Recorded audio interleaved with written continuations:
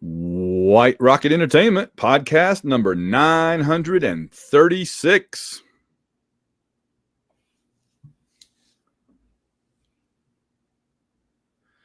A win is a good thing, and we should all be happy about it. But what comes next? Well, for one thing, the AU Wishbone is next. From the suddenly frozen grounds of Southern Illinois, and you're going to have to tell me what it's like in Eastern Virginia. It's the AU Wishbone podcast, John. How are you tonight? I'm well, Van. How are you? I'm very, very good and very excited. I'm very cold. I had to break out the thermal underwear for the first time this year. That's always a sad occasion when you got to wear 2 layers because it's cold outside.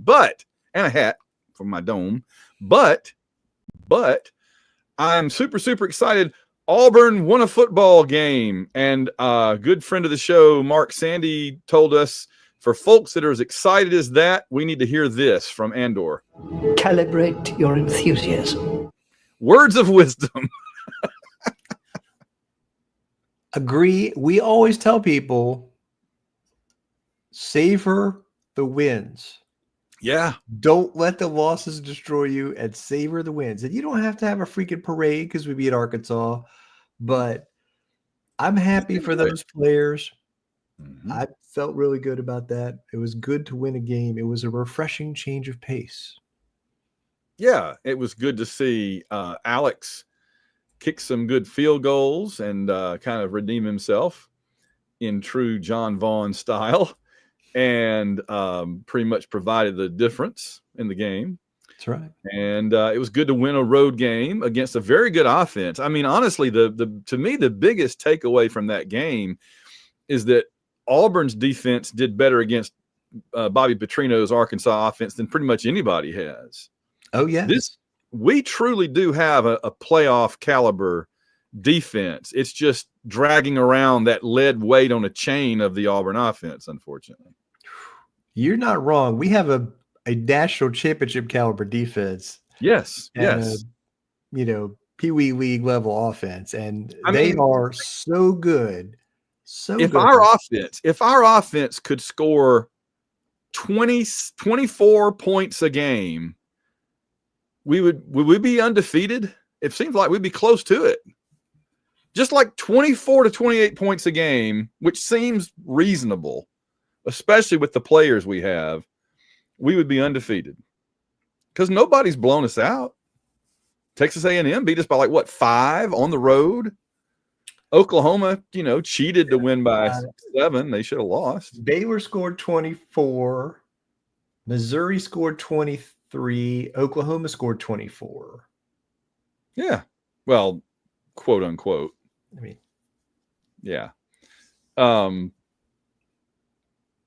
So, yeah, if we scored 28 points a game, 25 points a game. 25 points a game, we'd be undefeated.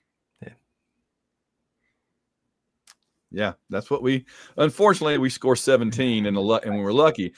But we scored more right there, man. That's just we've broken it down. But I mean that's the thing. Well, we're going to get into it. I want to shout out to all the great fans of our rivals who came on our live broadcast this time last week and jacked up our ratings tremendously. We actually had the first week in the history of the AU Wishbone where the YouTube channel got more hits than the audio podcast. And I appreciate all the Alabama and Georgia and other fans that really went out of their way to help our success. So thank you guys very, very much. And War Eagle to you, of course. Well, we got to do this, I guess. And I think we're not doing the rage meter this week. It's the Auburn Fun Meter, our weekly look at how fun it is to be an Auburn fan this week. And of course, the Fun Meter's been kind of dragging through the mud the last few weeks, but I'm again, I look at the Fun Meter and there's a dial on it, John. There is a dial on it. And the dial says, calibrate your enthusiasm. And that's fair. I thought you were going to say it goes to 11. But it's fair to calibrate it a little bit and back away, think about it, take a breath. And that's why I always try to think about it and give a thoughtful answer to the fun meter question. I think basketball season starting officially a week from today. So we got that coming for us. There's a bunch of joy coming our direction on the basketball side. Football win a game. I'm going to say I'm a 6. Yeah, I'll go with that. I don't go against your number unless I have a specific reason to. Otherwise, I'm like, yeah, sounds good. And, you know, when it comes to the basketball team, I have friends everywhere. Oh, we're happy about that. I'm good with the basketball and everything, and looking forward to seeing our new players that look really exciting.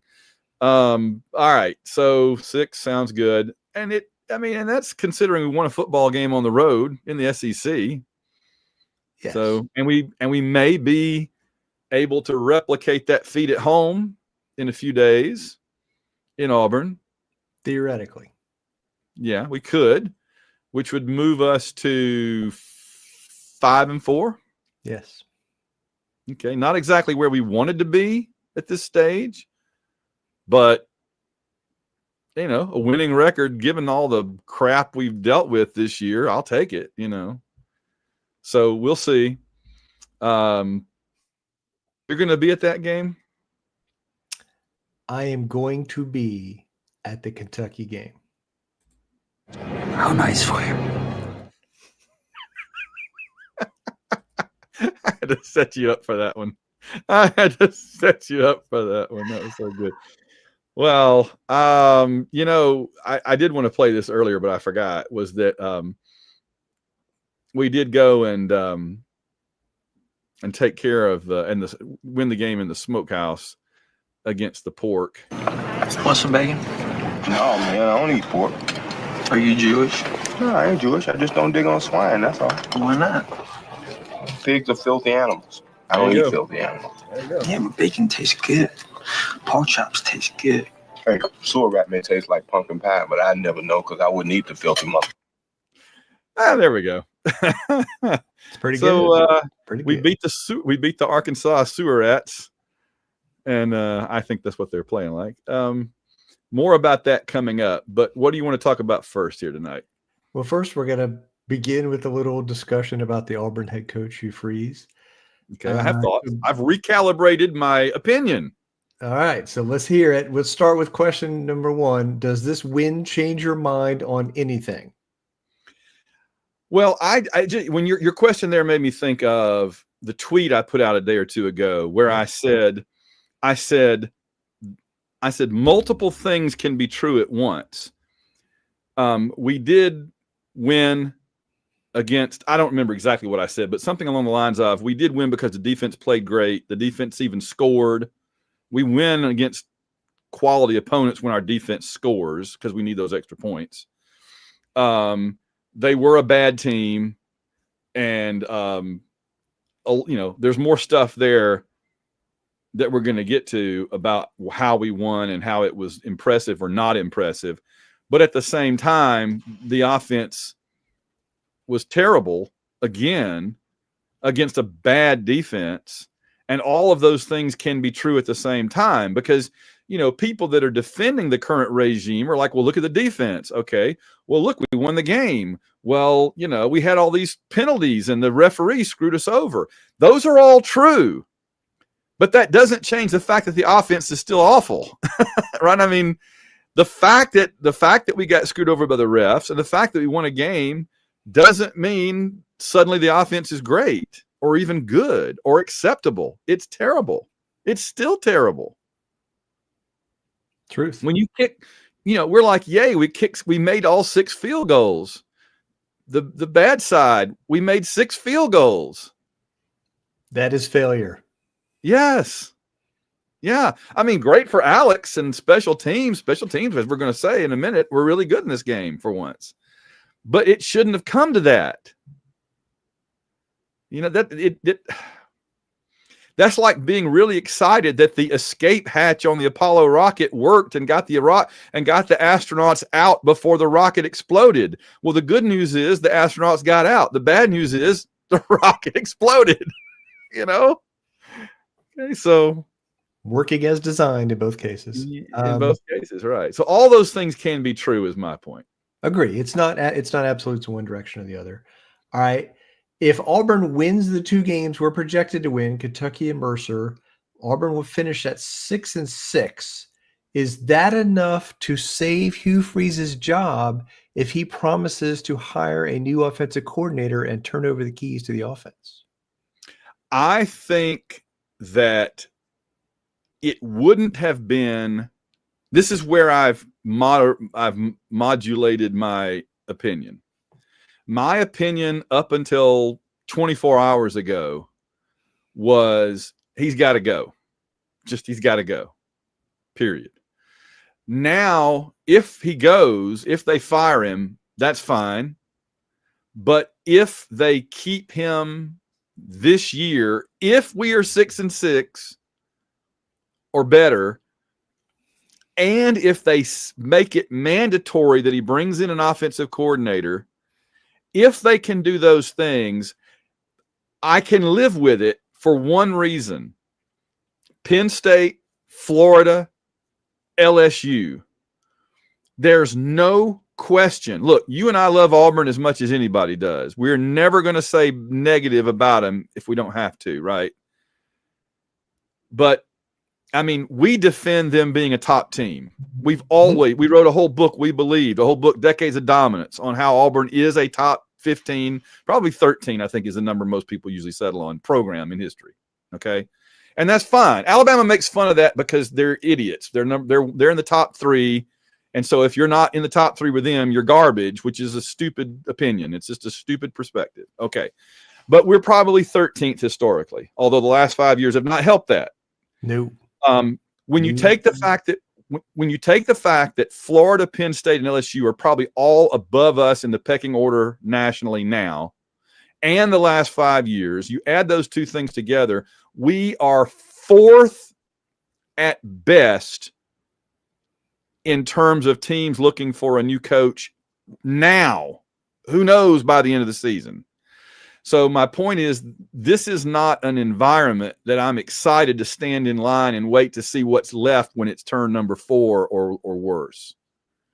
John Summerall is not going to be there on the 4th pick in the coach draft. Especially, I think, if LSU. I think they're way too snobby to hire the coach from Tulane. You think? They wouldn't give Billy Napier an interview because he was the coach of Louisiana Lafayette. Wow. Interesting. Okay. I just figured that when LSU fired their coach this week, Kelly, I thought, well, there goes our chance at Summerall. But you make a good point there. I hadn't thought about it that way. It's fair and to be concerned about those things, but it's also like, if he's not the right coach, we need to make a change. And the right thing to do would be, if perhaps he was still the coach, but Cohen had been speaking under the table to potential candidates to gauge their interest and begin negotiations or whatever, with the idea that we're going to get to that place and that we don't want to get to that place and then start looking and start negotiating and start talking to people. We want to have some sense. Yeah. If we pull the trigger, here's where we are in the market with these candidates and how they feel about us and potentially coming to Auburn. Well, I guess to kind of recap, I'm just saying I wanted him gone yesterday. Today, I can live with another year if I get a sense that we're going to go in a different direction with the offense. And if I told you, what if I told you Cohen had an under the deal table with John Summerall? Let's do it. Again, the reason I'm willing is, but the single reason I'm willing to go with what I just said is because otherwise I'm afraid we won't get him and we'll be stuck. Like I told somebody, this will sum it up. This will sum up for you the existential angst I'm feeling about this. Somebody on Twitter, I forget who, I apologize. Somebody on Twitter, I said I want John Sumrall. They said he hasn't proven enough yet to be hired by Auburn. I said, hold on. I know your opinion is the same as mine. I said that's the kind of thinking that's going to have us clapping for Coach Jimbo Fisher next year. Yes. Well, Brian Harsin won a lot of football games at Boise. Mm-hmm. And here's who hadn't won any football games when they were hired: Kirby Smart, Ryan Day, Dan Lanning. So yeah. Oh, see, I mean, imagine somebody saying, "Oh, I don't want Dan Lanning. He hasn't been a Division I head coach yet." Oh, I'd supplement his check if we could get him down to the Plains. You got that right. So, all right, I got two more questions for you. Oh, well, did you answer that question? You asked me. 6-6 and a promise of a new OC is not enough for me. Not enough. Okay. Well, again, hold on. Hold. We got to talk about this. You're trying to sneak out. You're trying to weasel out of it. Hold on. 6-6 and the promise of a new OC is not enough for you. But remember, I said the mitigating I just want this to be clear. The mitigating factor for me is we're picking 4th at best for a new coach. Do you want the 4th or worst available coach for next year? Because it's a question of that or Freeze saying he's going to turn over the offense, and I don't believe it. So I think we're going to get the exact same result again. If we there's a mitigating. Okay. Yeah. Well, I mean, I the thing I told you before is it takes us right back into Gus territory again. Remember, we had Montgomery. Now we have Freeze. Now we're going to have somebody else again. This feels like Gus 2.0 without 2013. It does. Without the winning early on without the kick 6. All right. Well, now I got more questions for you. What if we beat Alabama or Vanderbilt and finish 7-5? Should we keep you, Freeze?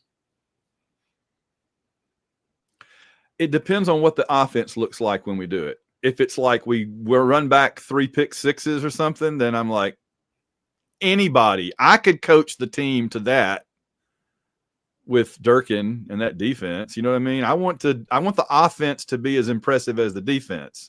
And that's not being selfish. There's no reason it shouldn't be. We have the players. We have the program. We have the NIL money. We have everything there except the coaching, it seems like. It appears. What if Auburn wins the rest of their remaining games and finishes the season at 8-4 with wins over Alabama and Vanderbilt? At that point, it doesn't matter what we think. There's no way they're going to fire a coach that beats Alabama and Vanderbilt and goes 8-4. There's no way. It's just not going to happen. Ding, ding, ding, ding. Right. And then we'll have to go through all this again next year. Yes. With the same offensive system. Mm-hmm. At that point, if he goes 8-4, he can say, I don't have to bring in a new OC. Right, exactly. But I'll tell you this, though. That's what I'm going to hope we do. Not because I want that outcome, but because how many times have we said it? We do not root for Auburn to lose for long-term gain. I don't care. I never want to look back years later at because look, when we do our books and stuff, we do our history podcasts about Auburn and stuff, we dig out the record book, we go back and look at those games, we break those games down. I never want to look at a game and a loss and say, I hoped and rooted for that outcome. Never. I hope we go 8-4. If that means we get Freeze running the same crap offense next year, well, you know what? Then so be it. And that's what the rest of the Auburn family is going to sound like right there. You got that right. And when they see us, when they see us having rooted again for the win and been stuck with that, the Auburn family is going to look at us and say, there they are. Yeah. So I think this is important discussion because I think people are not thinking this way, and there are scenarios where Auburn does not fire Freeze, and I think some of these are still on the table, and that's the reason he's still the coach. Yeah. Yeah. And, Well, and I think winning the Arkansas game is the reason he's still the coach. I mean, I know that LSU. Well, no. Who was it? Florida. Florida won. They're like, "Good job, coach. You're fired." Well, A, they almost lost to Mississippi State at home, and B, on the winning extra point, they sent out 12 men. Well, there's no shame in almost losing Mississippi State because the entire SEC now has almost lost to Mississippi State. They're still over, but they've come awfully close. It's funny. When I was doing the pick'em this week, I was like, oh man. I was like, I clicked on Mississippi State. Who'd they play? Texas? No, Texas. I was like, oh, Mississippi State. And I switched it to Texas. And I'm like, no. And I switched it back to Mississippi State. I'm like, oh, can't do it. And I was because I blew it picking Mississippi State the week before. And I'm like, no, I think they're going to come up just short again. And they came up just short again. It's got to really suck for them.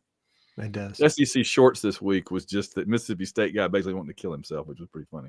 It was funny. Yeah. All right. Let's talk about the Smokehouse. All right. Our semi-annual visit to the Smokehouse. And it usually results in a nice meal for the Tigers. 33-24. I mean, all right, this game had three phases. Three completely different games took place. There was the Auburn is coming out and whooping that pig butt 10-0. And I'm just like, oh, here we go, right? This is good. This is good. And then they did their inevitable second quarter swoon. And it's 21-10. And then I'm like, oh, here we go. This is exactly we're doomed. I know. I'm like 42-10. Here it comes, right? And then I don't know if it was Ashton Daniels specifically. It didn't hurt. Just changed things up a little bit. It's like, I'd put it this way. Putting Ashton Daniels didn't win or lose the game, but he was like putting the rally cap on when you're trying to rally in the ninth inning of a baseball game, right? Maybe it helped and maybe it didn't, but it just made you feel different. It just kind of just changed things up, change shirts in the middle of an important basketball game or football game or something, right? Just get up and walk around, shake things up, rearrange the furniture, do whatever you got to do, right? That's what it was. I don't think he was necessarily better in every way. And in fact, in some ways, he was more limited. But it just changed things up a little bit. And I think that really helped, especially with the pick six that kind of probably got – I think Arnold would have been even more gun shy in the second half after that. Whereas agree, Daniels could come out and, go after it. So hate it for Jackson Arnold. Probably a little late though, right? To make this move. You get that right.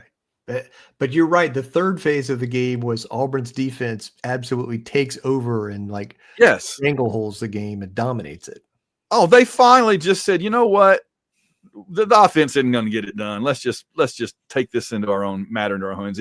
It wasn't 94 LSU, but it was reminiscent of 94 LSU. We've seen some sides of the ball be like, fine, I'll do it myself. And that was what happened at the end of that game. They were like, we're going to do this, take care of this business. Well, you have a good question here. How did you feel when Arkansas took the lead? How did you feel when Auburn went up 10-0? Were you confident, or are you like, no, because Arkansas's offense has been outstanding this year. And I knew they had 20 points in them. So I did not feel good when we were up 10-0 because I was like, we got to keep scoring because their offense is going to keep coming at us. They're too explosive for us to feel good. This wasn't like some of our games the last few weeks where we could score 10 or 13 points and start sitting on it or something. It was right. They were definitely going to make a charge. So as soon as they started coming back, I got very nervous. If I had told you before the game Arkansas would score 24 points, what would you have thought? I thought we'd lose based on the factors we just Well, talked about. yeah. Ago. The only thing that gave me pause, because we did talk about this a little bit. Yes, we did. The thing that gave me pause was that you talked about how bad their defense was. And I thought, if there's a game where we can score more than 17 points, this might be it. That's it. And I mean, barely, because yes, I know we got 33, but again, 6 field goals and a pick 6. Mm-hmm. Right? So, points the hard way, man. That sounds like one of those lines from like the 50s. Hey, like Groucho Marx. I'm like, hey, lady, how'd you like to earn 33 points the hard way?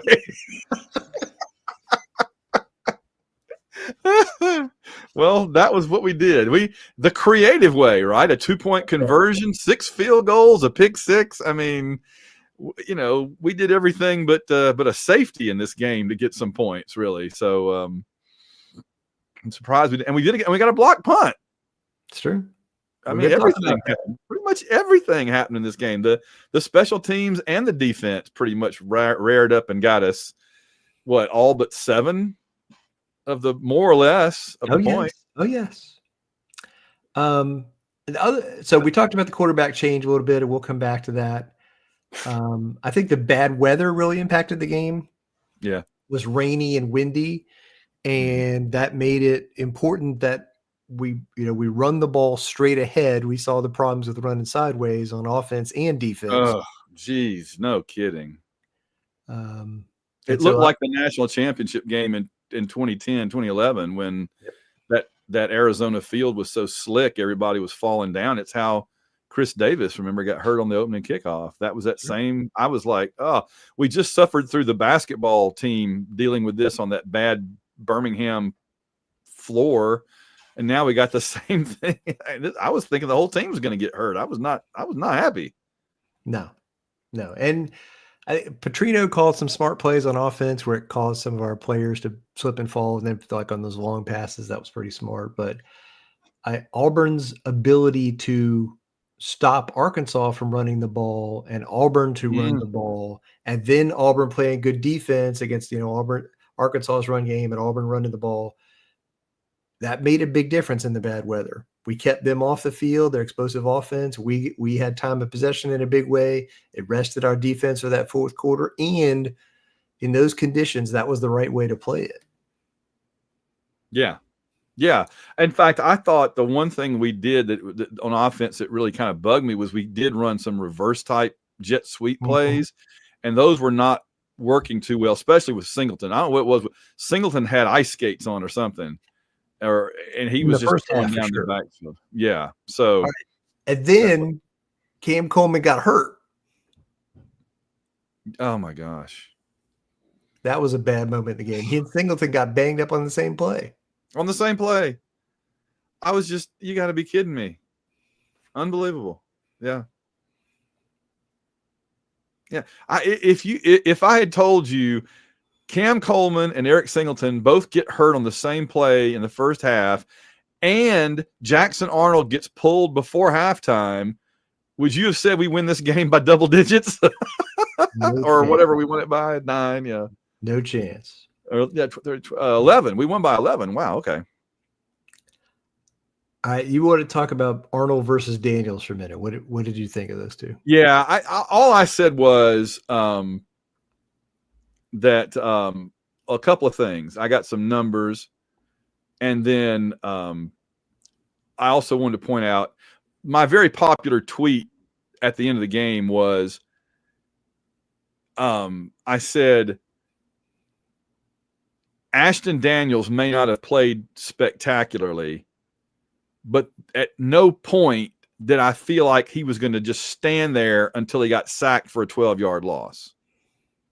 Now, he actually did get sacked a couple of times, but only for like 1 or 2 yards. It was I don't think those were holding the ball too long.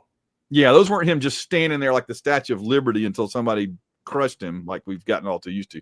All right, so our offense scored 1 touchdown, kicked 6 field goals, and we had a pick 6. Jackson Arnold had 1 touchdown and 1 interception for a pick 6, so he was a wash in terms of points. Ashton Daniels, 0 touchdowns but 5 field goals under his leadership, so he got us down the field 5 times. That's pretty good. Although he did benefit from some good yardage from turnovers a couple of times. All right, so here's the comparison. Arnold went 7 of 12. I think he went 7-0 and then 0-5. He did. He was 0-5 when he threw the pick. Yeah. 73 yards, 58%, 6 yards per attempt. 6 yards per attempt. He rushed for 6 times for 18 yards and was sacked once for a loss of 9 for a total of of 9 yards rushing. Okay. Ashton Daniels, 6 of 8 for 77 yards, 75% completion, 9.6 yards per attempt. However, it has to be noted, 48 of his 77 yards came on 1 pass that Eric Singleton did a great job going up and getting. And then Daniels ran 7 times for 39 yards, and his 2 sacks were just for 4 yards total.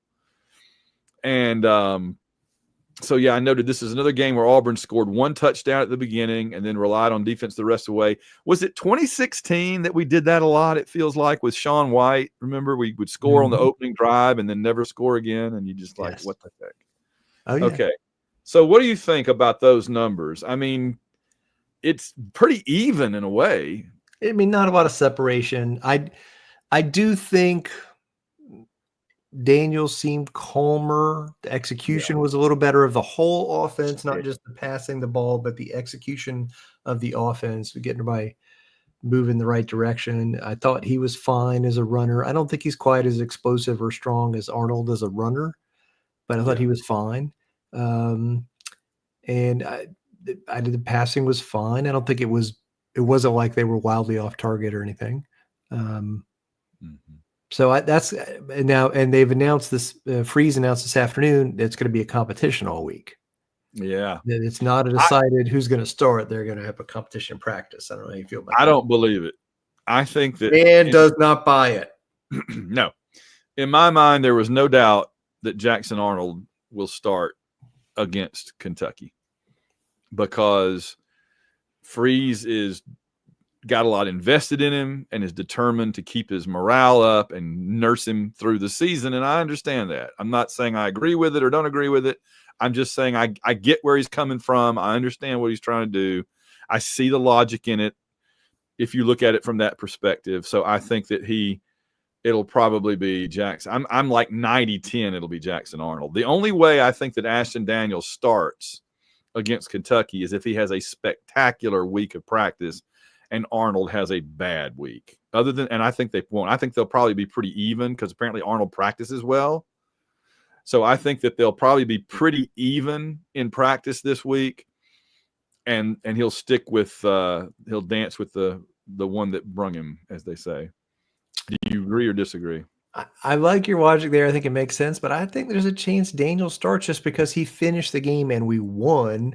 Yeah. And well, I think he might want to be able to bring Daniels in again if necessary, kind of bring in the spark plug off the bench. He's like the closer or something. Were you surprised we never saw Deuce? In a road game, I'm not surprised. I thought in a road game in bad weather, no. In bad weather, yeah, exactly. Yeah, no, I agree. I think we're going to see him against Mercer. Yeah, we better. If there's reasons that we don't see him against Mercer, then there's trouble. They're bad trouble news. In River City. Oh Lord, yeah. All right. Let's see. So Auburn offense, Arkansas defense. It was a lot like the Baylor game. They played a very base defense where they dropped the safeties way back, and that helped Auburn run the ball well. It made the calls to run the ball more effective. Then on the other side, we had the red zone struggles kind of come back. So it was a little bit like a last year game where we moved the ball up and down the field well, and then we got to the red zone and kicked field goals. I think it's interesting that the best player on the offense scored the touchdown for the offense. That catch, I mean, we got to mention that. Oh, yeah. That was absolutely interfered with no flag. Caught the ball one-handed falling down with the guy all over him. I didn't think there was any way in the world he caught that ball. And so I was like, oh, well, we're definitely getting an interference flag here because, dude, he was wearing that defender like an extra jersey. So I'm like, we're totally getting 15 yards or half the distance or whatever. And then they didn't throw a flag. I'm just like, that would have, if Cam hadn't made that incredible catch, that would have been an incomplete pass, which is a joke. Joke. Yes. But he made it somehow with guy all over him with one hand behind his back. Lord, that was incredible. And that just again brings a question: why don't we do that more often? If he can do that, then throw the ball at him more and let him do it. Ding, ding, ding, ding, ding. Now in this game, there was a point, where he got the first half where he got hurt. Yes. And so it in the second half he was out there, but he was not the same. So I think it made sense not to do it. But in the other games before this, we should have been targeting him more. So. Yeah, of course. Absolutely. Even if he's covered up, because he was covered there. Dude was inside his jersey and he still made the catch. Does not matter if he's covered. I throw him the ball. Throw him the ball. If it had been intercepted there, it would just been a touchback. That's right. And then I have to admit that Jeremiah Cobb is better than I thought he was going to be. I thought he was going to be I thought he wasn't tough enough to run inside in the SEC. And I had seen a little bit of the explosiveness, but he's more explosive than I thought. And I thought he was going to be mostly a third down back. Yeah, he's freaking good. Yeah. I kind of thought he was a Corey Grant. Mm-hmm. Get him out in space and he can make a couple of moves and go fast. Yeah. But I didn't think he was a between the tackles guy. But he's turned out to be what he reminds me of is a lot of Gus's running backs. Because the one thing we've always said about Gus, you can say what you want about everything else, including the offensive line, whatever. The one thing that Gus was always able to do was produce like 1,000-yard running back. Yes. And do schemes that would let that running back get yardage. Mm-hmm. And they would often be kind of mediocre running backs. But that's who he kind of reminds me of now. He reminds me of one of Gus's later kind of okay running backs. Yeah, Whitlow is a good example. The one in the running back that came in 15 in 15 because the one we had for a long time left the team or didn't pan out or whatever. Remember, that kept getting on and off the team. We had I can't think of his name, but we had that one back that came in, beat Jacksonville State when we almost were going to lose to them, and had a really good year in 15 out of nowhere. You know who I'm talking about. So I know who you're talking about. I'm looking at that's kind of what it reminds me of. Yeah, is one of those guys. But anyway, yeah. So yeah, I agree. Cobb has been good. I thought we were going to have more of a thunder and lightning running back approach with him and Alston, and we've just got the lightning, but yet it's turned out to be. And I tell you what, Mabson, the few times they use him, he always looks good.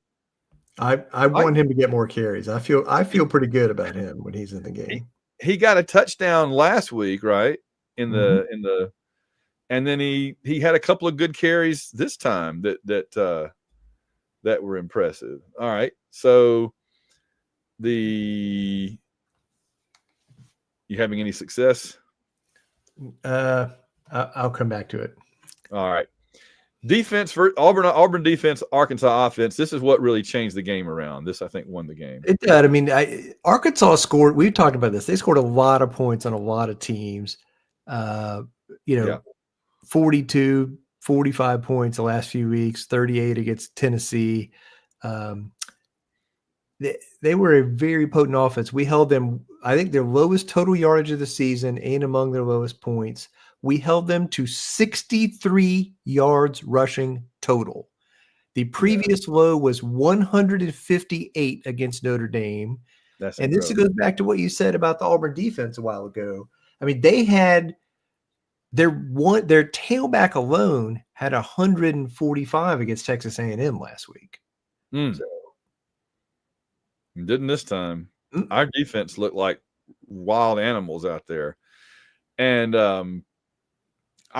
we know what really summed this up for me at the end. At the TV cameras stayed on Petrino after he shook hands and got the little quick hug with Freeze, and Petrino was walking away after that, and he just kind of looked up and went, "Welp," like, "Well." It was one of those resigned kind of, what can you do, you know, not what I expected to happen kind of things. There it is. Yeah. And this kind of goes to what you're just saying, like quarterback for Arkansas, Taylor Green, first 3 quarters, 10 for 14 for 230 yards. Fourth quarter, 4 for 8 for 38 yards and 3 interceptions. What did they do different that messed him up so bad? Did Durkin change things up, or what in the world? I think a couple of things. One is, again, they couldn't run the ball, so they had to throw. And I think we took a lead, and then they had to be more aggressive throwing. And our defensive line was kind of getting good pressure, getting good heat on them. And then we started playing the cornerbacks differently, right? So we started playing we've been playing the guy from Tulane as like a backup cornerback, our kickoff returner. And Pleasant, yeah. Pleasant. We started been playing. So he's been like the backup to Lee, and our other cornerback. And so what they did is they brought him in and started playing nickel, him in the nickel role. So they had all 3 of our best coverage guys on the field at the same time. And Pleasant, 0 passes allowed, 2 interceptions. All right. I broke it down like the Zapruder film, and here's what I saw. Pleasant lined up as if he was covering the outermost receiver.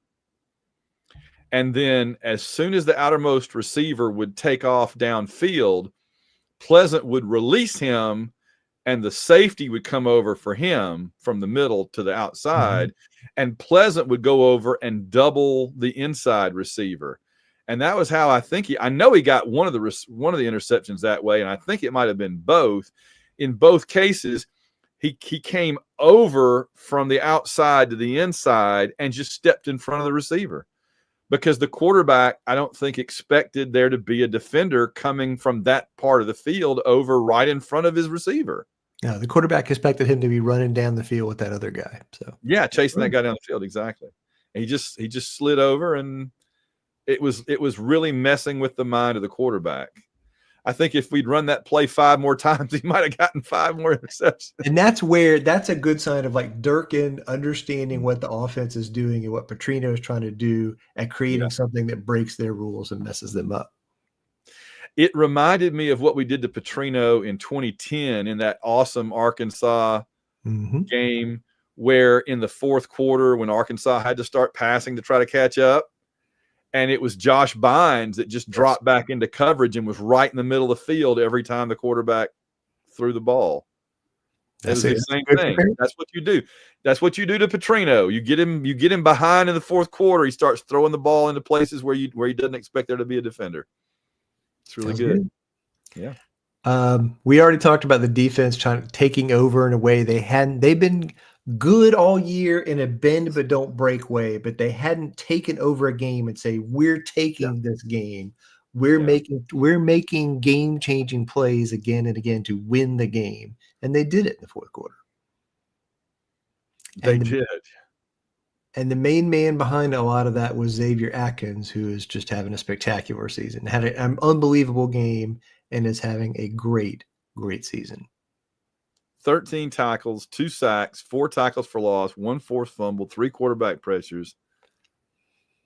I mean, come on. That's one of the best games that Auburn linebackers had in 20 years. Come on, man. I liked how the sideline reporter interviewed Freeze at the end, and it was like, how did you pull this off, or whatever. And Freeze knew he couldn't say anything like, well, I had a good game plan, or we went out there and no, I think he said something about the defense, but he needed to say, go talk to Durkin to ask him how we won. Cause I don't know. I didn't have anything to do with it. I didn't have a lot to do with it. Changing the quarterback. Maybe that helped. Maybe that's what I did. And choosing not to keep throwing the ball. Yeah. Yeah. I was a little skeptical they could do it, but they did. Yeah. Yeah. Well, I think having Ashton Daniels out there kind of forced Freeze to rethink it, right? He's got Jackson Arnold out there. He's just like, you know what it kind of, again, I keep referring to things, but it reminds me when Jackson Arnold's out there with Freeze calling the plays, it reminds me of the Falcons when they'd had the run and shoot, remember in the 90s? Yeah. You're talking about Jerry Glanville. Well, that was after Glanville. Remember the offensive coordinator for Glanville became the head coach. June Jones, before he went to Hawaii, he was the Falcons head coach and he was the offensive guy. And you remember he got the Colts quarterback that was like Jeff George, $1 million arm, 10-cent head, right? And June Jones just kept sticking Jeff George out there and saying, throw the ball downfield. He just couldn't not. He's like, I've got this toy. I want to play with it. And that's kind of what Freeze feels like with Arnold is I've got this $10 million arm out there. I want to play with it.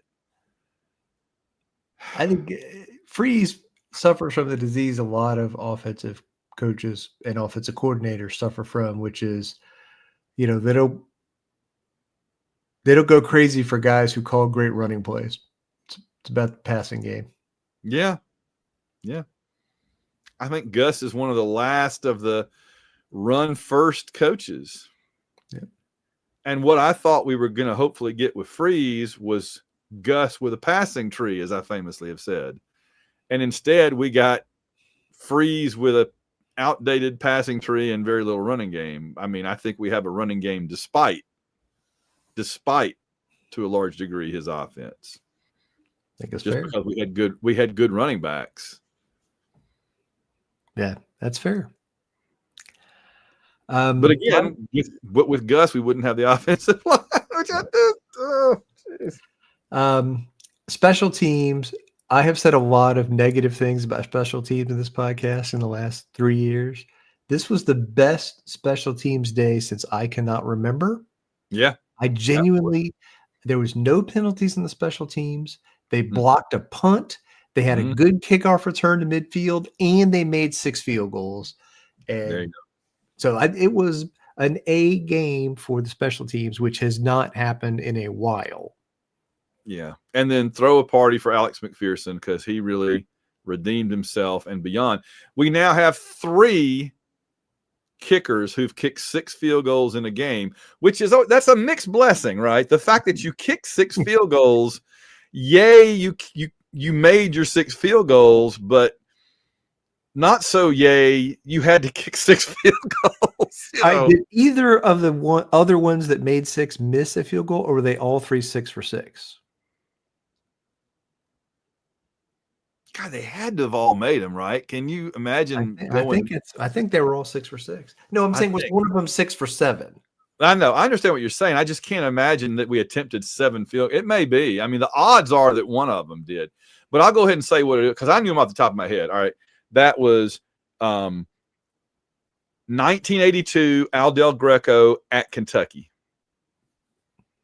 Or maybe it may have been in Auburn. I think it was in Auburn. And then we went to Kentucky, destroyed them, but like 49 to something. But yeah, it was Al Del Greco kicking 6 against Kentucky. We beat and that was all we did. We beat them 18-7 or something, which was funny. Then we went a long time. The second one was Daniel Carlson, 2016 in the game, the loser leave town game with LSU, and Les Miles got fired. That was the game that got Les Miles fired. And then this was the third. So 3 times. There's nothing that also when a Auburn kicks 6 field goals, and again an LSU coach gets fired. I'm just saying. Wow, that's true. Correlation is not causation. I was gonna say 2 of the last 3 times that Auburn, 2 of the 3 times ever that Auburn's kicked 6 field goals, an LSU coach has been fired within 48 hours. Now, the question is, did the LSU fire their coach in 1982 after that Kentucky game? We could get our crack research department on this right now. I've got to write. All right, hold on. Stop everything. We're gonna do this live on the air. This is too good. I'm going to Twitter and I am typing In after 2 of the 3 games in which Auburn kicked 6 field goals, LSU fired their coach within 48 hours. Was it 48 hours with LSU this time? Do I need to say 72 hours? No, they fired him Sunday night, so I'd say 24 hours. Even. Let's just say 24 hours. Let's do it. I'll dare somebody to say it was 30. All right. After 2 of the 3 games in which Auburn kicked 6 field goals, LSU fired, regardless of opponent.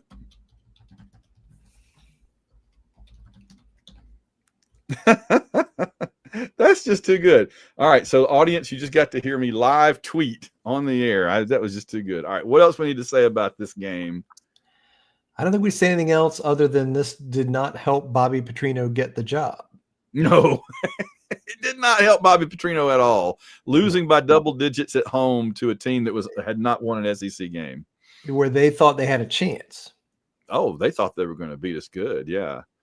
I want to see us win a game against a good opponent where the defense doesn't have to do most of the heavy lifting. That's all I'm saying now. I would like to see the offense.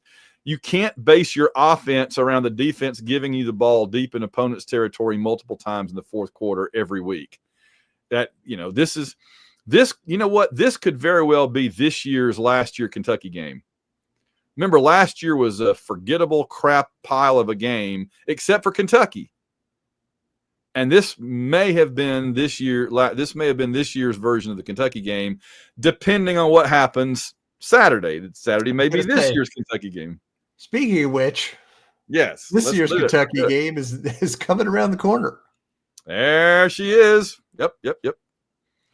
So Saturday, 6:30 Central, 7:30 Eastern on the SEC Network. What do you think about Kentucky? They're not good. This newsflash, everybody. Kentucky. Not good, Bob. Not good, Bob. They're not. How are you? Not great, Bob. That's Kentucky right there. They're not. Are they sucky Kentucky from the old 2 days world? I don't know, but they're 2-5 overall. They're winless in the SEC.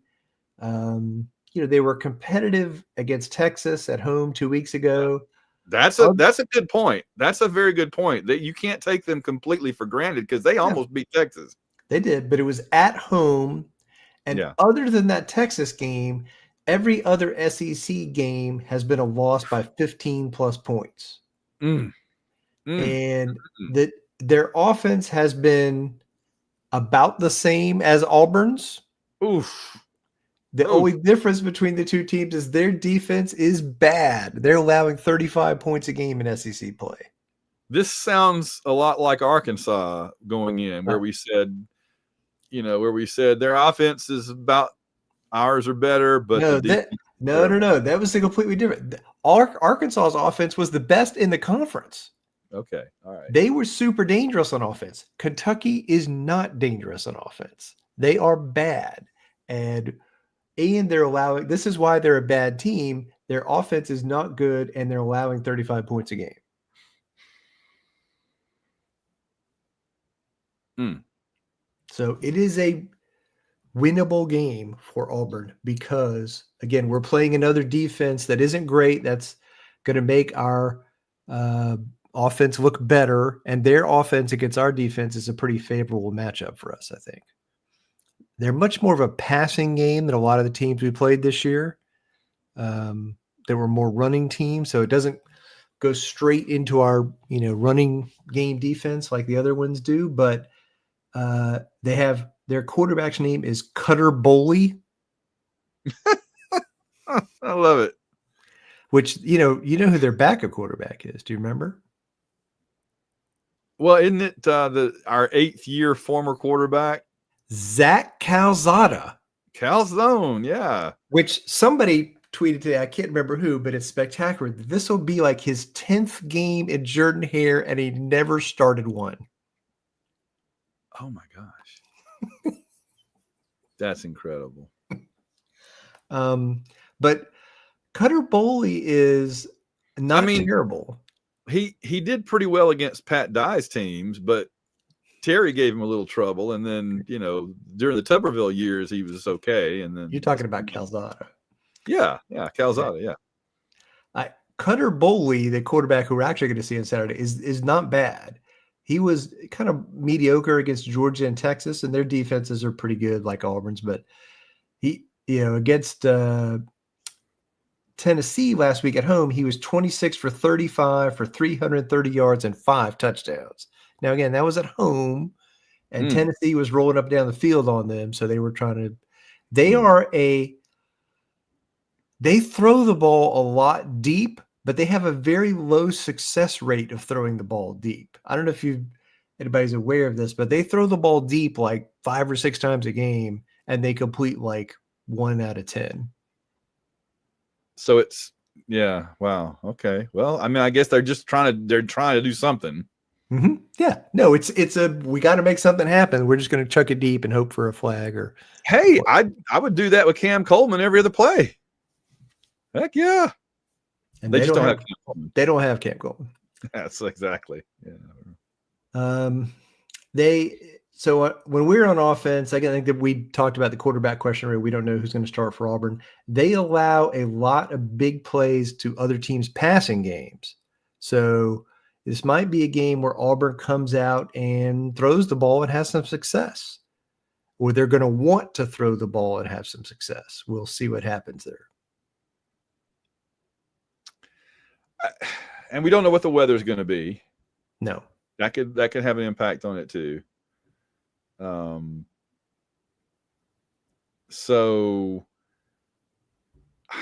I mean, and the thing is, Jackson Arnold starts. He could have a pretty good game. Yeah, no, they're bad on pass defense. He could come in and heat up.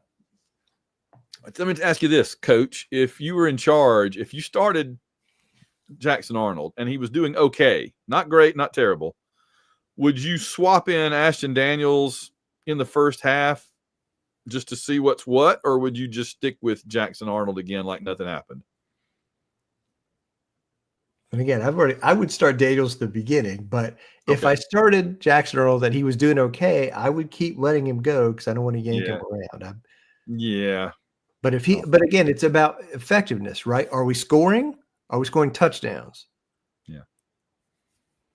It's funny too. We talk about we're so delicate with our quarterbacks and how Freeze treated Arnold in the offseason and all that.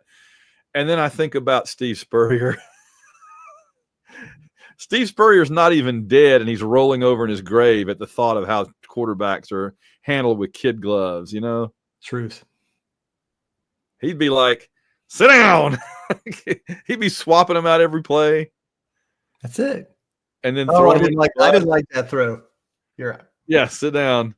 I don't know what he was thinking about. I love the things that he said about Werfel. He loved Werfel. Who was the quarterback that we did a whole thing in the book on him, and we believe. No, different. Terry Dean. Yeah, the stuff he said about Terry Dean. I mean, you go back and read We Believe. We quoted a bunch of stuff that Spurrier said about Terry Dean that is just classic. It's just classic Spurrier. My gosh. Anyway, and then we see how we treat our quarterbacks these days, and it's just not even the same planet. Oh my gosh. All right, what else do we need to know about Kentucky? They're not great at rushing the passer, so I think that's a good thing for us. Hey, take that. Yeah, I'll take that. I don't think they're going to get a bunch of pressure on us. So, other than that, it's just how what kind of crowd will we have? It's a night game at home after a win, so I think it should be. That'll help. That'll help. Oh, it should be cranking. Like day after Halloween, night game at home. Oh, it should be hopping. Absolutely. So I think that'll be a good thing. Yeah. And I think I feel pretty good about it, to be honest.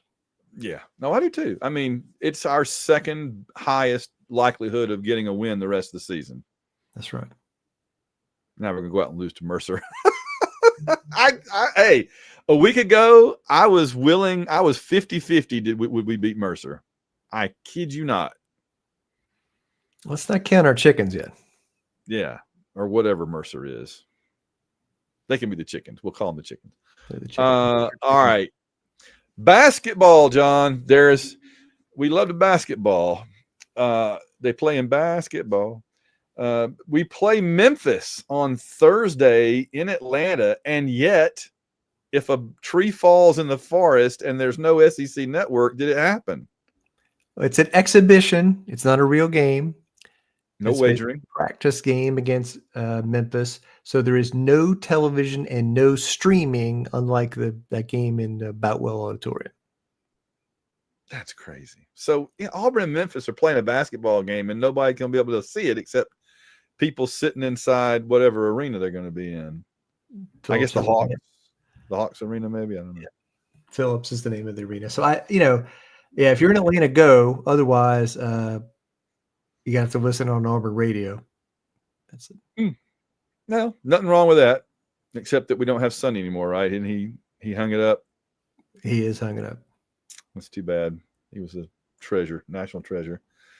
So hopefully I'd like to win, even though it's an exhibition, it doesn't matter. I just for confidence and to show progress and momentum and all. But we actually play a real game that counts a week from tonight. During the podcast next week. Oh my gosh. So you can tell how quick this will be. We'll have that iPad out here. Yeah, first Monday in November, we play Bethune-Cookman from Neville Arena at 8 p.m. Eastern on SEC Network Plus. SEC Network Plus is there's SEC Network. SEC Network Plus is the channel where they show high-end dramas like Alien Earth and Foundation, and then the occasional SEC basketball game. That's pretty cool. Except they replace all the characters in those dramas with SEC mascots. It's like Aubie versus the Alien. See, I would watch that. I would 100% watch that. Oh my gosh, are you kidding? Oh, that's another $1 million idea I throw. I just throw out these $1 million ideas. Giving them away.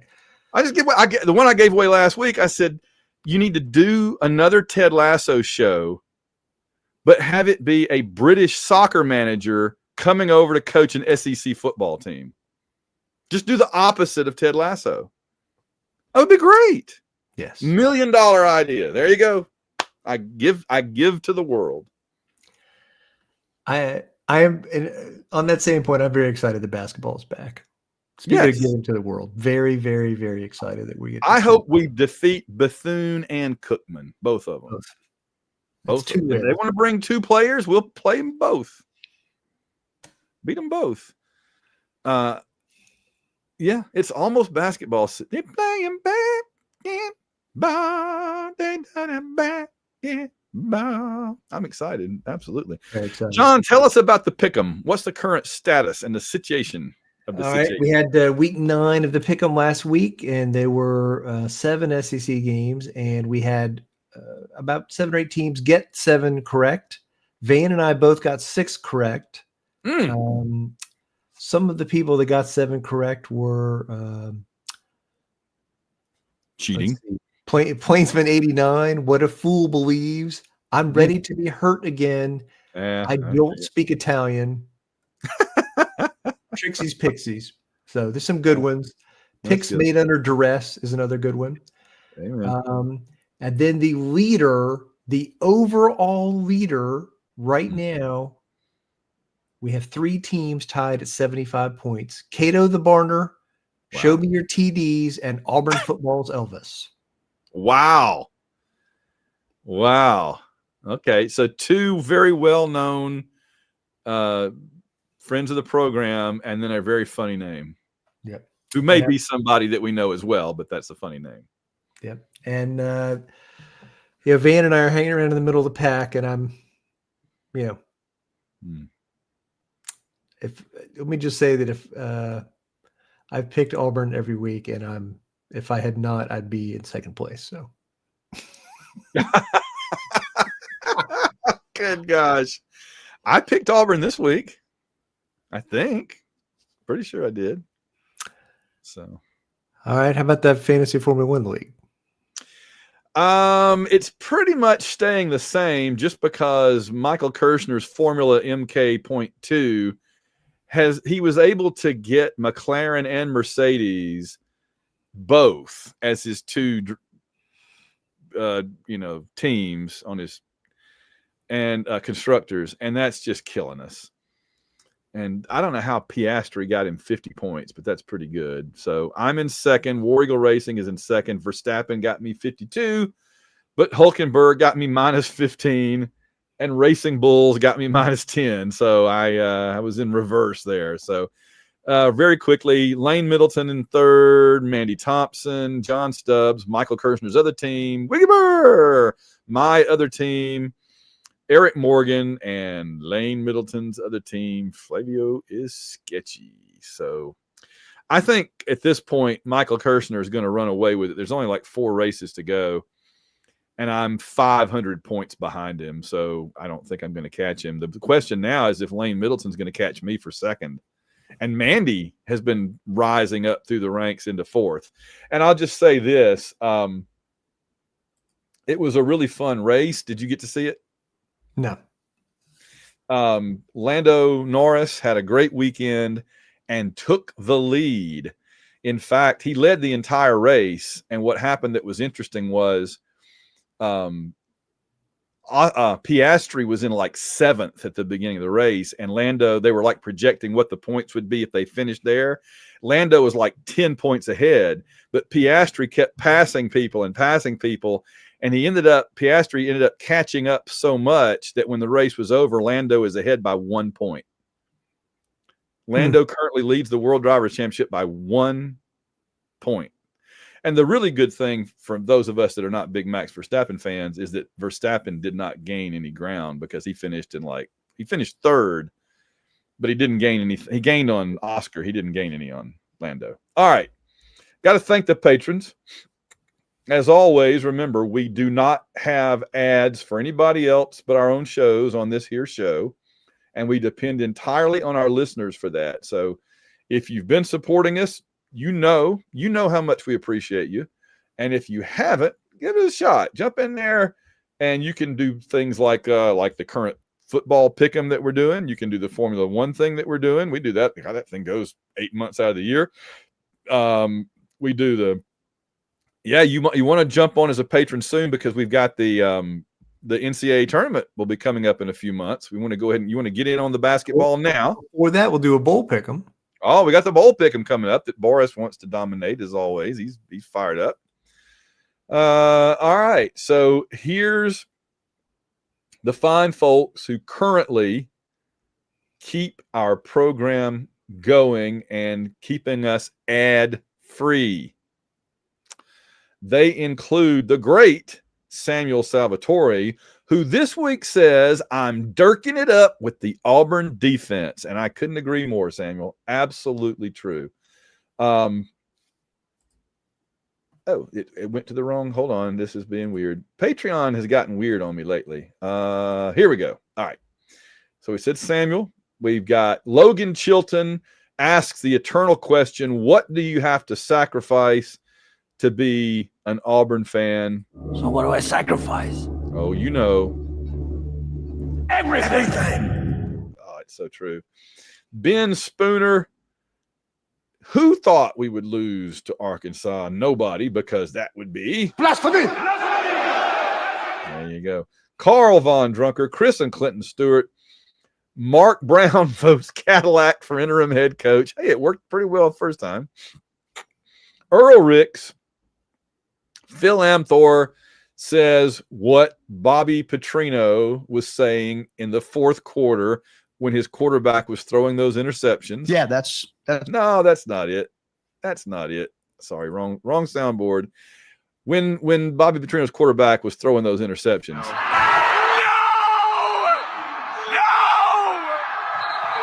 I'm devastated. I'm devastated, and they're celebrating right in front of me. This is the worst. This is the worst. No. Richard Stevens, Steve Trawick, Ann Pridgeon, Shane Bailey, Susan Trawick, Willie Carden. I'm sorry, Willie, about the Nashville thing. I was just going to probably get to see Willie, and now I don't. Matt Flowers, debauched from an Auburn victory win from Norman, was singing this tune as he woke up in a daze Sunday morning. I lost it. Where did I put it? Oh my gosh. I have so many. Oh. My head hurts, my feet stink, and I don't love Jesus. That kind of morning really was that kind of night. Woohoo. Gary Grant, a.k.a. AU fan at KSC, William Morgan, Bradley Blackman, global warming has canceled the freeze warning. It's fair and it's factual. Michael Kirshner, if Carol Shelby could see the Arkansas Razorbacks, he would say, I don't speak Italian, but he ain't happy. That's true. David W.D.E. Sammons, Esquire, Harry Zager, G-Money, Rich Reimer, Steve Harlan, Wes Atkinson, Dan Thompson, a few more patrons, then back to the authorities. Catherine England, no one fights like Gaston. What's the definition of insanity again? Well, I mean, it does feel like we're doing the same thing we did about 10 years ago and expecting different results. Mickey B. Hieroglyphics, sorry. Theodore Gary, Winston Body, defending fantasy F1 drivers manufacturers champion Lane Middleton, Brandon Smith, Daniel Odom, Rhodesian Mudflap. Oh, by the way, John, an ad popped up on Facebook for those cheap, like made in China, but they look really cool at a fraction of the price, Formula One hoodies and pullovers. And you could buy two, get one free. And they're not that expensive to start with. So I've got me a McLaren hoodie, a McLaren quarter zip, and I threw in an Aston Martin quarter zip because that pretty cool bluish color that they have, So that's not a bad deal. I'm looking forward to that. I can toss out my Red Bull hoodie now. H-Town Danny, WDE Richie just wants to run a normal offense with the talent we have on offense. Well, I'd say Please clap. Yeah. Chris Hilton, Ben Bloodworth. Of course, our football players don't wear glasses. It's a contact sport. Oh, I agree. Algo Rhythm and Blues, Rusty Owens, In-Home Hugh, Luther and Kelly Ottaway. It was a mistake challenging death to a pillow fight. I wasn't prepared for the repercussions. How do they come up with these things? What do you just get the dictionary out and try putting different words together? I don't understand it. No, I don't. That one is legitimately good. That was. It was like 1% wow. of these jokes are good, and that was one. Yeah, that's about right. Oh, all right. Todd Robinson, aka Undisputed 2012 Doubles Badminton Intramural Champion. Again, I just love that our patron list is partially turning into like, give us your resume of your greatest intramural accomplishments at Auburn when you were there. Because anything I was on never won anything. We were terrible. I was on a racquetball team. I was on a softball team. I was on a basketball team. You did intramural bowling one semester, one quarter. Yeah. Because it was free bowling. I wasn't on that with you. I was on the basketball team with our old friend David Wood, and I was a weight around the ankle of the team. I did my best, man. I couldn't shoot, but I played defense until I fell down. Let's see. Woody the Jag, official 2024 Bowl Mania champion. Yeah, see, put your resume out here. Chad McDowell, Auburn football's Elvis, Wade Ward, Reynolds Wolf, Jeff Hunter, Timothy, Russell Milling, Randall Walker, David Simpson, Josh Teal, Tony Perry, Rob Morgan, Patrick Williams says the AU wishbone. It is. Whether you like it or not, learn to love it because it's the best thing going today. Woo! Shannon Butson, Construction Tiger, Papa Todd, Cato the Barner, Stephen Houston, Kevin Mahan, Blake Heron, Sarah Hines, Sasquatch, the reigning basketball bracket champion. John, I just learned today that Sasquatch is also the 6-time man. Man, I want to get the rest of that sentence, but it's all it's on the screen. Tim Pittman, everybody's favorite third banana, Boris the Tiger. What? Charles Mooney, the carousel is the fastest ride at the carnival because it has the most horsepower. I'm not going to give that one a horn. Yeah, no, sorry. I like the effort. I don't love the execution there. Try a different one. Try a different one. I ticked off one of our great patrons now, and I'm so sorry, but I just didn't love that one. You know what I'm saying? I don't know. David D, Auburn Blue, Dr. Crackham, Bill Weathers, Philip Martin. Now I feel bad. War Damn SEC champions. Walt still thinks not scoring a red zone TD against that Arkansas defense means it's time to ditch Freeze. No, I hear you. Again, the only mitigating thing for me is that we're fourth in line at best right now. I think I've made that clear. That's the only thing for me is there's only 3 good coaches. I think there's like one that's going to be available, and he's going to be somewhere else. I would be very clear. Like Penn State is not calling that guy. They're not.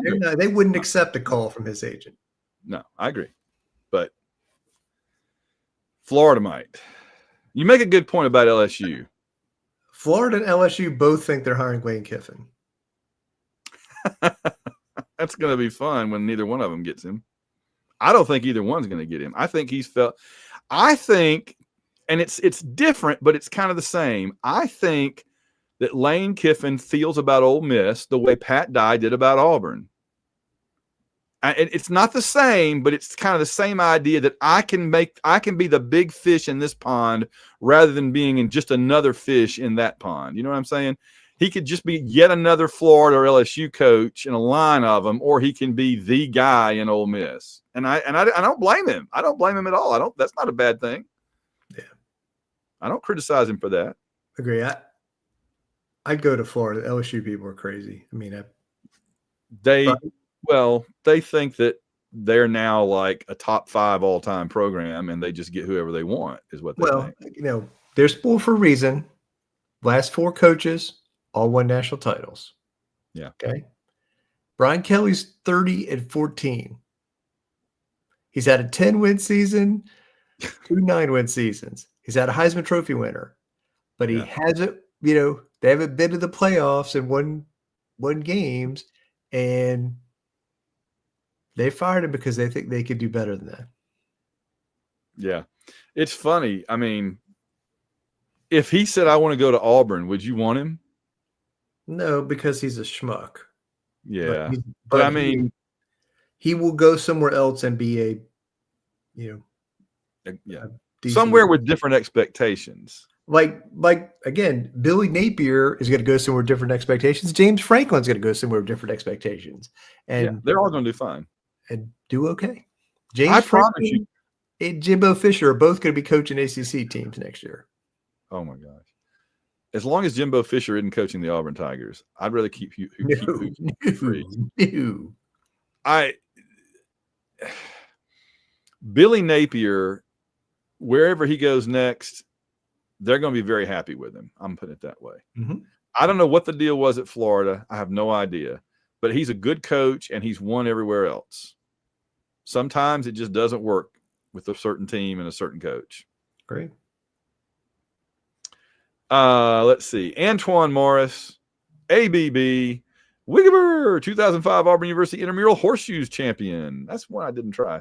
Tyler Ward, 2025 War Ready Bracket champion. Mark Squire, Joey Miller, Alex Wynn, Kenneth Brent Raines, the barbecue. You have failed me for the last time. AKA Auburn Dad for life. John Stubbs, Clay Henson, Justin Bean, James Taylor,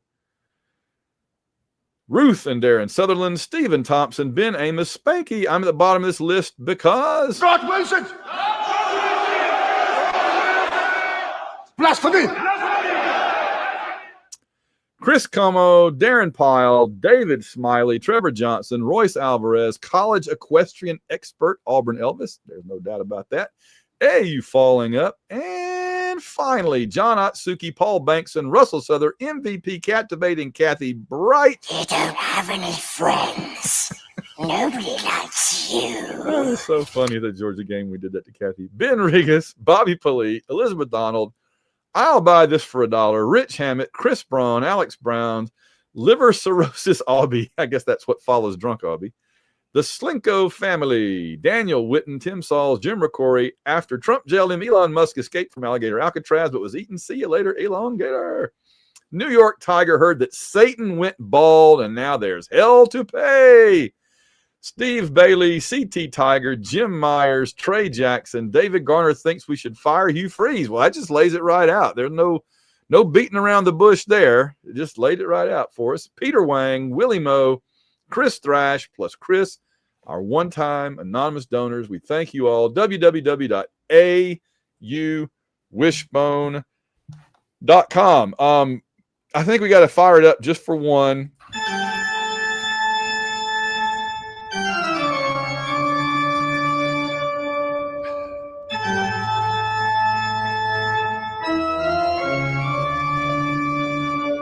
Coming up, we have listener questions and around the SEC. But first, it's our occasional rundown of the biggest miscreants, knuckleheads, and peckerwoods to coach football this week. It's our rundown of the worst coaches in the world. And John, I think this week I really want to just focus on Kelly. LSU, would you have fired him at this point in the season? Has he done enough or not done enough that you would have run him off if you were in charge of LSU? Again, from the insane LSU fan perspective, they lost to Vanderbilt, and then they got smoked in their own building by Texas A&M.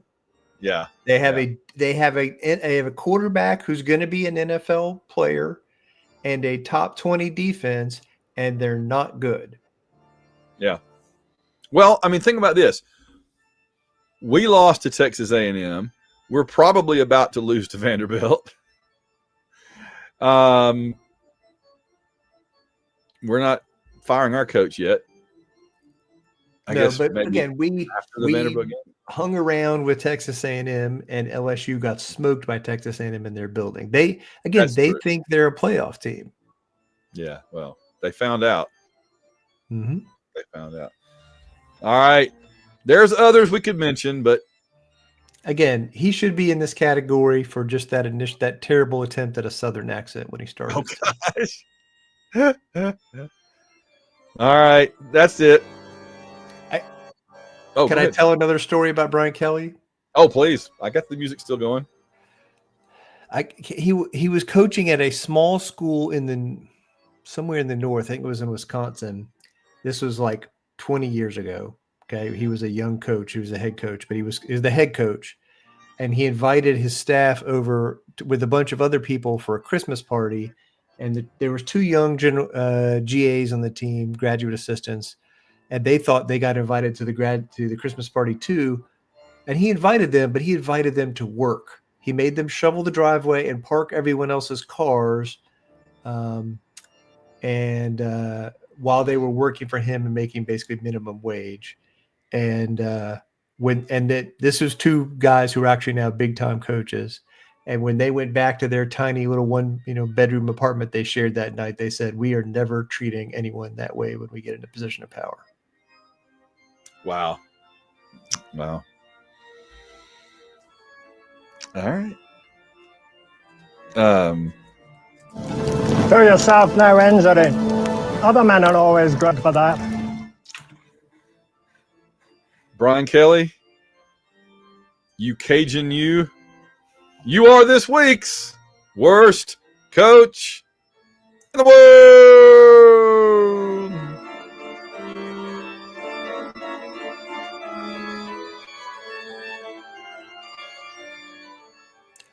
This is relevant to your earlier point about the being fourth in line. Why is Brian Kelly the coach? Because they thought they were getting Lincoln Riley. They thought it was a done deal. They had been talking to Lincoln Riley for weeks. They thought they were getting him. The whole time he was talking to Southern Cal, took the Southern Cal job because he didn't want to be down there with the crazy people. I like that. Looks pretty good in hindsight. That should be the name of We Believed for LSU. Down there with the crazy people. The LSU football story. Oh, I love it. We just throw out these $1 million ideas left and right on this show. Down there with the crazy people. LSU football 19 whatever to 2000 whatever. I love it. That's it.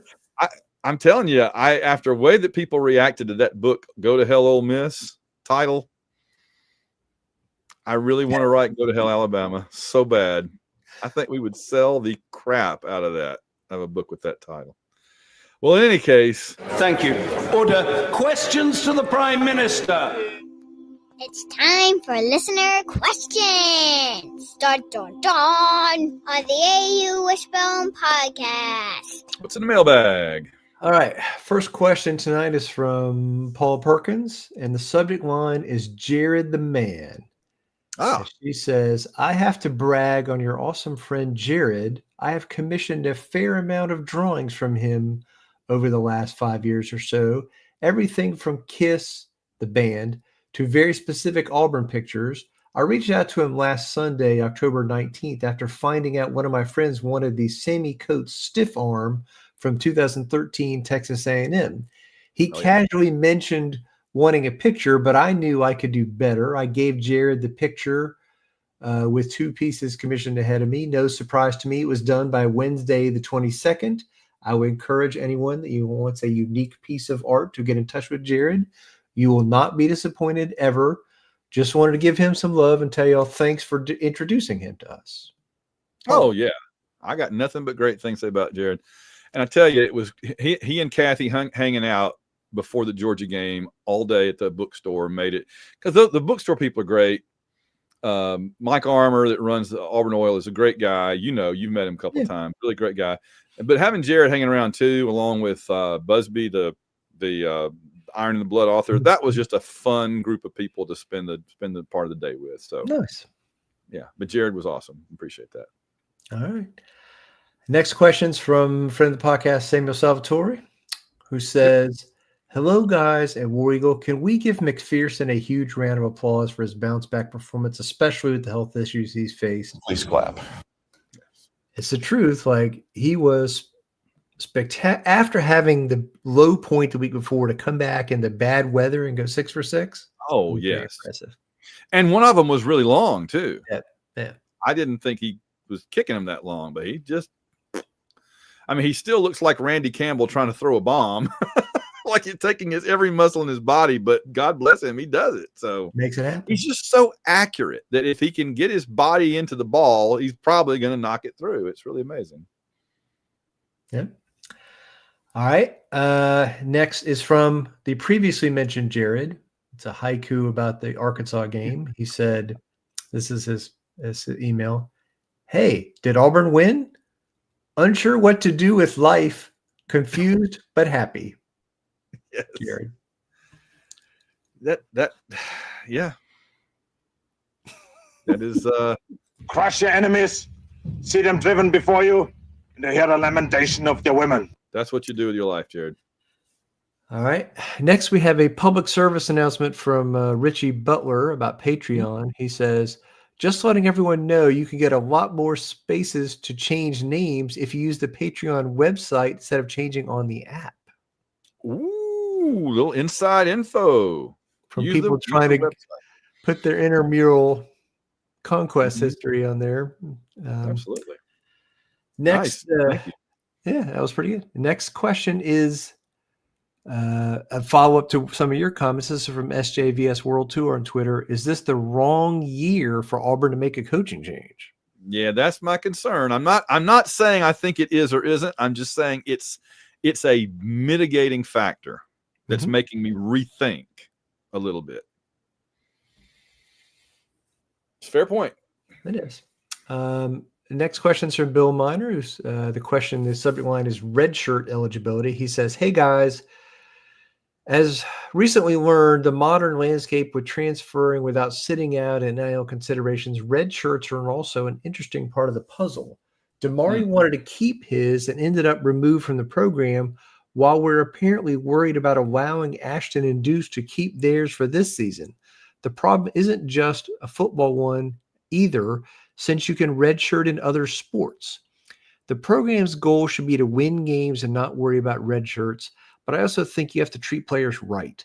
I recall years ago when I thought we had a player participated a play or two in game number 5 and lose his red shirt, and that was hardly worth the effort given what he was used for.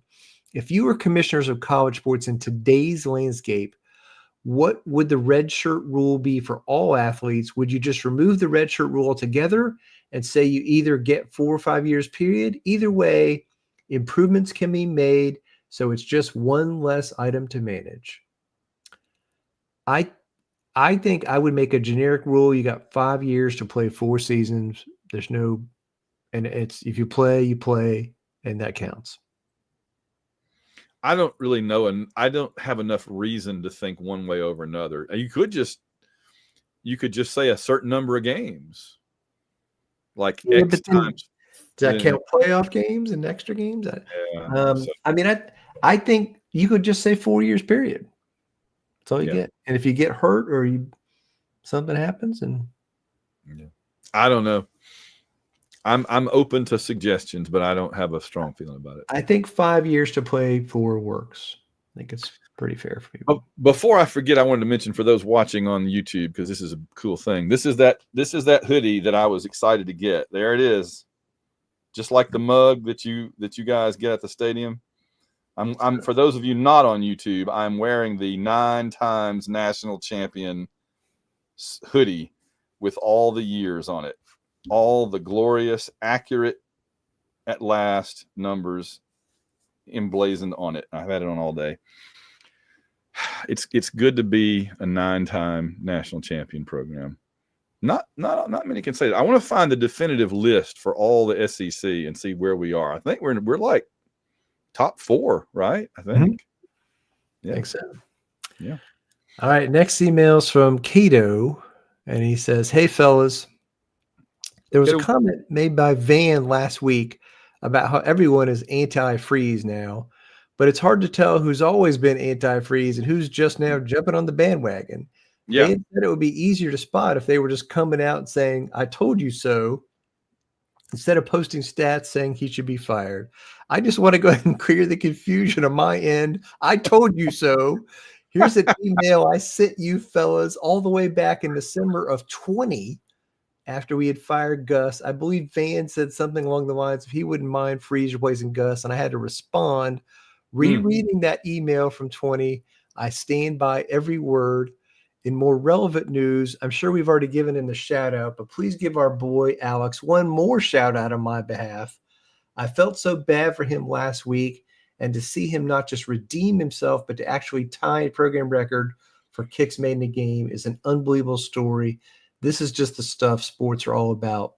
Thanks, Cato, the anti-freeze seller."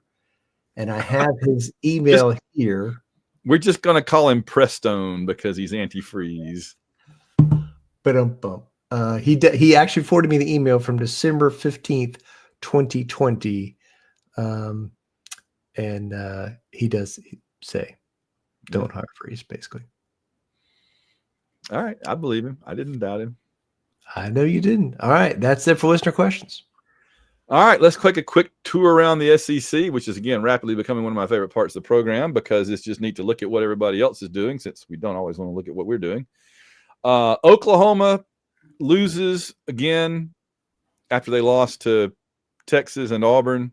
Ole Miss beat them. This is really about Ole Miss finally getting over the hump, right? Ole Miss has come close many times, but when they're especially on the road against a big team, especially Georgia, they always seem to find a way to blow it late. So this really felt to me like Ole Miss turning a corner a little bit, and maybe they will make it in the playoffs this year, which would be hilarious since they've never been to the SEC championship game. It would be. It would also be really hilarious, like if they lose the Egg Bowl and don't make the playoff. Oh, that would be great. And what's our rule about the Egg Bowl? Anything can happen. Anything can happen, and the bad team often wins. That's right. More than any other big rivalry I can think of, the underdog wins that game. It's unbelievable. I mean, Mississippi State will come out for that game and they'll be like wearing gold lame uniforms or something and throwing the ball every play and nobody will know what's going on and they'll win like 38-35. It's so bizarre. Vandy, not only does Vanderbilt win a tough defensive slugfest with Vanderbilt, with Missouri, they also put Missouri's quarterback out for the season. And that was late. It wasn't Pribula. It wasn't him getting hurt that cost Missouri the game. It was very late when that happened. And they were already down, I think, 17-10 at that point. So I'm just saying that was a legit Vandy win. No, I mean, their defense was great. Their lines of scrimmage are very impressive, offensive and defensive line for Vanderbilt. For Vanderbilt, it's crazy. I've always used Vanderbilt in the SEC championship game or the playoffs or whatever as my metaphor for like when Greece won the Euro Cup, beating, Italy and Germany and Spain and England, all that. It's like things that will not happen. Vanderbilt getting to the playoffs. Well, guess what? The pigs are flying in Nashville. It looks like the cover of a Pink Floyd album. The pigs are flying in Nashville. Alabama beat South Carolina. South Carolina, I don't know where this performance came from. 29-22. And Alabama got the luckiest pick six ever to start the game when they were losing. And South Carolina came back and tied them, and Alabama had to go on a late drive to get the points that made the difference. And they did. So give Alabama credit. But talk about a struggle win. That is a struggle win right there over South Carolina this year. Man, Alabama struggling on the road against a mediocre SEC team. When will we see that again? Oh, I'd love to see it again. Texas and Mississippi State, 45-38. Mississippi State had a 17-point lead on Texas in the fourth quarter. In the fourth quarter, they were up 17 points. Oh, I was cursing myself for not rolling the dice and picking Mississippi State to pick them. And then they felt terrible for Mississippi State fans. I genuinely did. This was so bad. Yeah. Did they go to overtime in that game, or did it just end 45-30? I think it just ended. I think Texas went ahead and it was over. And then, of course, LSU in their own house got torched by the bizarre collie dog cult, 49-25. And the 25 was actually not as close as it sounds. LSU got a late garbage touchdown. It was 49 to like 17 or something. Yeah. Mm-hmm. Yeah. They were and what was funny was right around halftime, it was still like 17-17. It was really close. And then in the second half, A&M's quarterback just went off. Mm-hmm. He went off, and they couldn't stop him. And they totally shut LSU's offense down. And then Tennessee struggle win with Kentucky, we talked about. Kentucky scored 34 on Tennessee. But Tennessee was scoring big, so I think they were kind of like, whatever.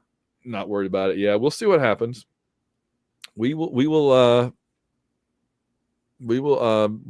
Kentucky's coming in Saturday, and all will be settled. That's right. All will be settled. And we've got Tulane Watch 2025. I gotta do an audio clip for that. But Tulane Watch 2025. You'd have some waves crashing maybe in the background. Oh, that's good. Yeah, I like it. Tulane was off last weekend. They are 6-1. Their only loss is to Ole Miss. And on I have Friday, but I think it's actually Thursday. They play Texas San Antonio, the Roadrunners. There are multiple college football games every weeknight this week, John. That's what time of year it is. It is Thursday. Yeah, no, Van is 100% correct. Tuesday night football, James Madison, Texas State, and UTEP, Kennesaw State. Wednesday, Woo! Jacksonville State at Middle Tennessee. Woo! Thursday, Tulane, UTSA. Friday, North Carolina, Syracuse. Memphis at Rice, Friday night. Ooh. Rice runs the option now. So why not? Putting that out there. Why not? Yeah. So tune in Thursday night. Tulane, Texas, San Antonio should be fun. Coming up in week 10. Oklahoma at Tennessee is the 11 a.m. Jefferson Pilot game. What do you think? Oklahoma, Tennessee? I mean, I kind of like. I think Tennessee at home. Yeah. Oklahoma's defense will do okay, but I think Tennessee at home, the quarterback's playing well, the defense is playing well. I think, and Mateer for Oklahoma is kind of. He's fallen off the map a little bit. So we messed him up. South Carolina at Ole Miss, I guess early in the day also. I think that's the SEC Network 12:45 game, I believe. Okay. You got to think Ole Miss. This is the kind of game Ole Miss screws around and loses. Exactly. They won a big win last week. Could they keep focus or will they putz around here? They'll putz around. That's what Ole Miss does. But we'll see. Vanderbilt at Texas. This is the one Vanderbilt almost won last year and blew it late, I think, if I remember correctly. Noon Eastern on ABC. Arch Manning not playing in concussion protocol after that game last week, I think. Ooh. So that might actually help Texas, to be honest. Oh, wow. Well, I mean, that's two good defenses, right? I think Vanderbilt has a better offense, so we'll see. Man, if Vanderbilt could get a win over LSU and then Texas, are you kidding me? They should just stop the program. It's never going to get any better. Build the Clark Lee statue right and the Diego Pavia statue right then. Build it. Build them. Build them. Just never play football again because it's never going to get better than that. I hope. No, this is. I told you I'm pretty sure the NCAA has legislation against Vanderbilt being this good. They need to enact it. They need to carry it out. You can't have Vanderbilt doing this. Vanderbilt protocols. You didn't think they'd be broken open, but it happens. That's the next book we're going to do. After we do Go to Hell, Alabama, we're going to do the Vanderbilt protocols, like a Robert Ludlum, book about the NCAA. I like it. The Vanderbilt protocols. That's exactly. It's going to have somebody in trench coat in Berlin at some point in it. I love it. Georgia at Florida. Well, that's the cocktail party, right? Yes. And Georgia's surely going to. Well, this is the kind of game, again, that Georgia messes up, which would be hilarious. Florida coach. Yeah, it would be. Who's coaching Florida right now? I don't even know. I'm going to Google this way. Yeah. Ron Roberts. Oh, I kind of doubt it, but it would be funny. Billy Gonzalez. Okay. It would be funny if he went from being fired by Auburn to being the head coach at Florida, but okay. It would be funny. And then Mississippi State at Arkansas. Oh, the hits keep coming from. Which one of them is finally going to get an SEC win? Because I think neither one of them has an SEC. Huh? No, neither one does, and this is it. This is it for Mississippi State. They can do it. This is their chance. And you can't imagine they're going to hire Petrino if he goes over, right? I don't think so. No. But he's actually been doing pretty good there. It's just, yeah, well. All right, what's your non-conference game, and we'll get out of here. I got two for you. First one is, as Van already said, the Tulane UTSA game Thursday night is actually a good game. That's entertaining. You get to see Tulane in action. Just for no other reasons, potentially to watch Tulane. And then late Saturday night, for those of you in other time zones where they had problems sleeping, Cincinnati at Utah, 10:15 Eastern on ESPN. Cincinnati is actually really good and leading the Big 12. They have an excellent quarterback, this guy Sorsby. They're playing at Utah. Utah's still a pretty good team. That's going to be a good game. 10:15 Eastern. We're coming out of the Auburn game, trying to kind of return back and watch this game. There's no more Pac-12, but we do get the remnants of the Pac-12 after dark with some of the teams. Did you see Utah absolutely destroy Colorado? What has happened to Colorado? Thinking up the place. That was something. Colorado's just gone off the ditch into the pit. They lost their two best players, so they sure did. Yeah.